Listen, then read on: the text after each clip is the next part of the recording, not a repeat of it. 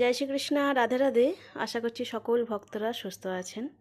তো আজকে পয়লা বৈশাখ উপলক্ষে আজকে আমি সিঙ্গার করিয়ে দিয়েছি আমার রাধা মাধবের।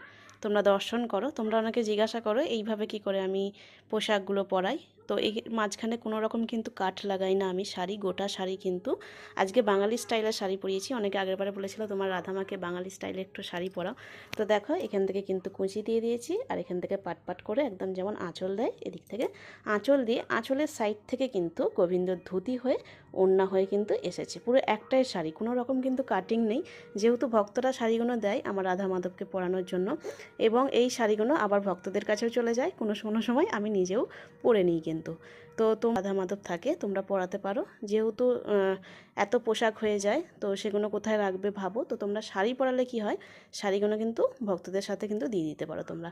আর এই দেখো, তোমরা জুয়েলারি বলো কীভাবে আমি ক্রিয়েট করি। তো আমার কাছে এই রকম জুয়েলারিতে নর্মাল টিকলি ছিল, সেটাতে আমি কোমর বন্ধনী বেঁধে এইভাবে দুটো করে নিয়েছি, এবং ছোট নথটাকে দেখো একটা কোমর বন্ধনী দিয়ে এটাকে জুড়ে নিয়েছি। তো পুরো সেট রেডি হয়ে গেল আমার রাধারানীর।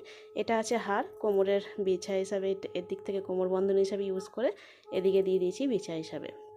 আর এগুলো তো জুয়েলারি, বড় বড় জুয়েলারি আমার কাছে ছিল। আর এই একটা চুড়ি এবারে নতুন যেটা বার করলাম, বাকি সব পুরনো সিঙ্গারই আমার বলতে গেলে এগুলো ছিল। যেগুলো কিছু কিছু লাগে সেগুলো আমি বার করে নিই আমাদের জুয়েলারি থেকে। তো কেমন লাগছে আমাদের রাধা মাধবের পয়লা বৈশাখের সিঙ্গার তোমরা অবশ্যই কমেন্টে বলো। এবং সকলকে নতুন বছরের অনেক অনেক শুভেচ্ছা। সকলে সুস্থ থেকো, ভালো থেকো, সকলের খেয়াল রেখো। আর অবশ্যই সেবার জীবনে আরও আরও এইভাবে কিন্তু এগিয়ে যাও। জয় রাধে।